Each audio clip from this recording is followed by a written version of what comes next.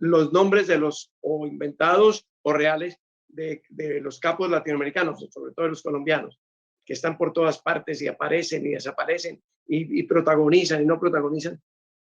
No hay capos de Estados Unidos, no hay un solo capo de Estados Unidos. Todo esto lo hacen unos latinoamericanos, unos colombianos. ¿O usted cree que se ha ocultado de alguna manera la presencia o no se les ha puesto atención suficiente a los capos de Estados Unidos? ¿Usted tendría capos importantes de la droga norteamericanos en su lista de clientes, doctor?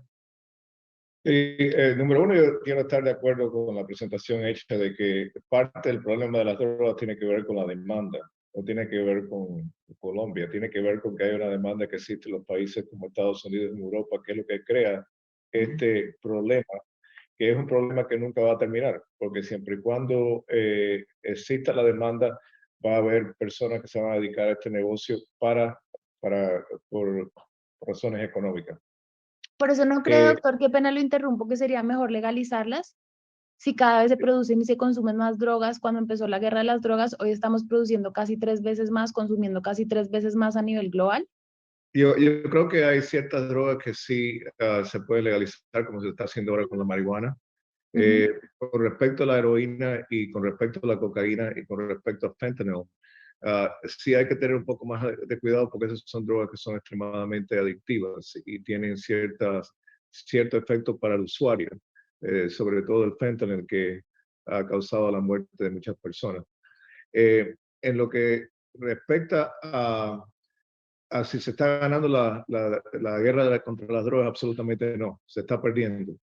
Y finalmente la pregunta de qué pasa con los capos en los Estados Unidos es interesante porque lo que ha pasado es que a través de los años, los capos que existían, por ejemplo, en Miami en los años 80, había un grupo que se llamaba Willie Falcón y Sal McLure, que cogieron un nombre parecido al de Pablo Escobar.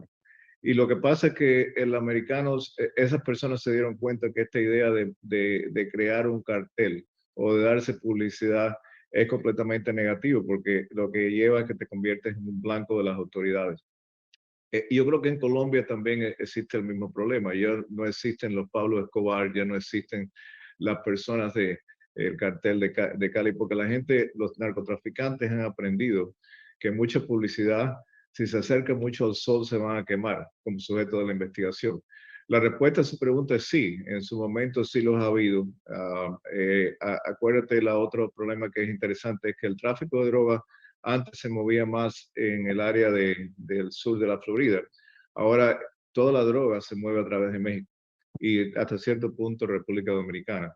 Yo diría que esos son los dos puntos clave para la entrada de droga a los Estados Unidos.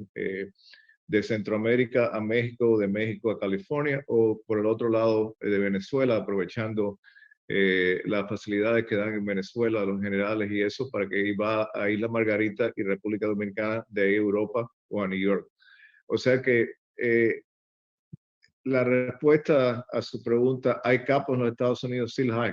Hay mucha gente que se beneficia y gana mucho dinero. Lo que no hay es el típico de Netflix, el Pablo Escobar, el Rodríguez Orejuela, esa clase de mito, que es lo que a la gente le gusta ver en televisión, no existe en los Estados Unidos porque tienen miedo de que sean apresados. Interesantemente, una de las cosas que siempre me ha llamado la atención acerca de mi trabajo es, a mí no me gusta ver nada de cosas que tengan que ver con mi trabajo. O sea, en cambio, a las personas les fascina a ver, y aquí en los Estados leer acerca de Pablo Escobar, del cartel de diferentes carteles. O sea que hasta cierto punto hay cierta tendencia en el público de admirar, aunque calladamente, a las personas que son capos dentro del narcotráfico.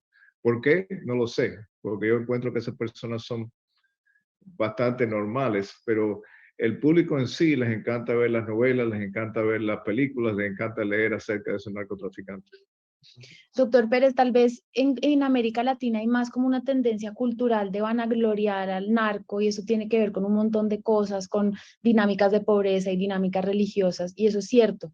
Tal vez los capos gringos han sido más inteligentes en decir, pues entre más callados, mejor vamos a hacer nuestro trabajo.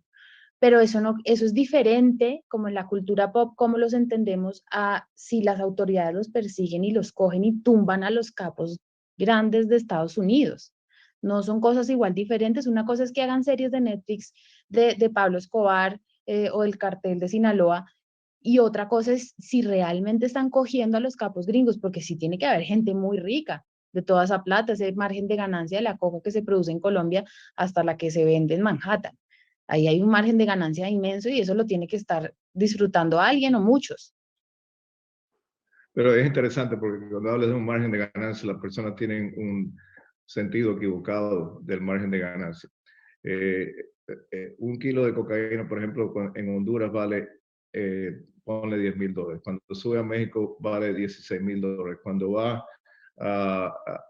cruza la frontera vale tanto. Cuando llega a New York, o sea que en realidad cuando llega a New York la ganancia que muchas de estas personas tienen es $1,500 por kilo. O sea que la idea de que uno es el dueño del cargamento completo, eso no es realista. Sí, la gente gana dinero, pero no de una cantidad de dinero exorbitante, porque no hay nadie que tenga un control, un monopolio en lo que respecta al narcotráfico. Hay países, por ejemplo Honduras, me viene a la mente Guatemala, donde, y hasta cierto punto República Dominicana, donde el narcotráfico ha invadido ya el sistema político, que es lo que pasó en Honduras, donde en efecto había un grupo de narcotraficantes que son bien conocidos, que empezaron a correr con la política en Honduras financiando las campañas políticas. Y ese es el caso del presidente Hernández, que ahora está preso en New York. La respuesta con respecto a los Estados Unidos, sí, pero yo creo que la idea de capos en los Estados Unidos es difícil de identificar porque el momento que coges un perfil muy alto, te empiezan a interceptar los teléfonos, amigos, y eventualmente te cogen. Entonces la gente prefiere, en mi opinión, mantenerse a un nivel más bajo, sin tener de darse la publicidad que, por ejemplo, en su tiempo, John Gotti, que era el jefe de la mafia, se daba publicidad. Eso te pone un blanco en tu espalda y yo creo que la gente trata de evitar eso en los Estados Unidos.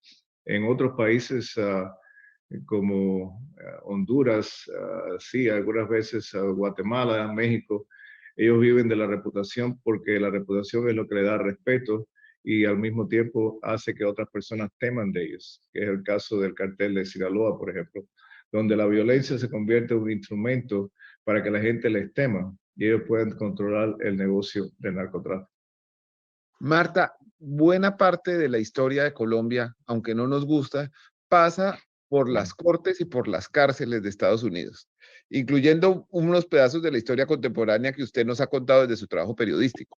Por ejemplo, hace unos pocos meses estábamos hablando de un dirigente gremial, de un dirigente ganadero que había participado en la compra de los votos para elegir al fiscal general de Colombia, compra de los votos en la que, de magistrados en la que participaron los paramilitares. La persona que tiene las declaraciones clave sobre ese asunto es un cliente del doctor Pérez. Y usted nos quiere contar algo de esto de José Félix Laforí, Fedegan, la elección del fiscal, el Fondo Ganadero de Córdoba, todo. ¿Cómo se puede averiguar eso en las cárceles de Estados Unidos? Pues mire, a pesar del hermetismo de Pérez y el celo que tiene con estos expedientes, usted sabe como periodista que hay otras vías para llegar allá y esas son las que yo empecé a explorar. Y es que mientras Joaquín Pérez decía, no voy a hablar del tema por el sigilo profesional, en expedientes de Estados Unidos hay unas cartas rogatorias, porque así como le llegan a Pérez y a otros abogados, así hay un origen. Y ese origen es el que hay que buscar.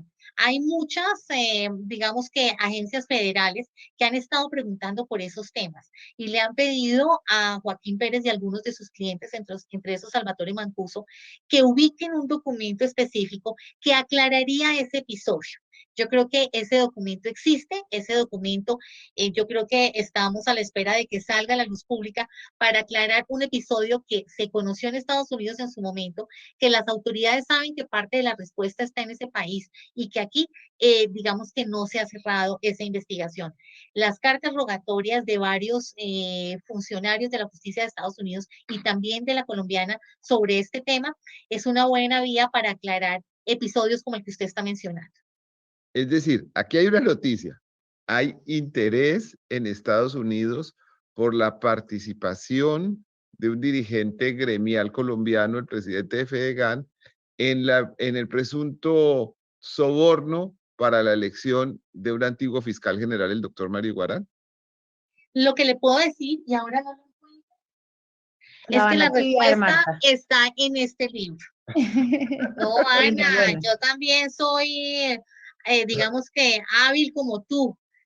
Compren el libro, léanlo. Acá está la Eso, respuesta. eso, no se dejó.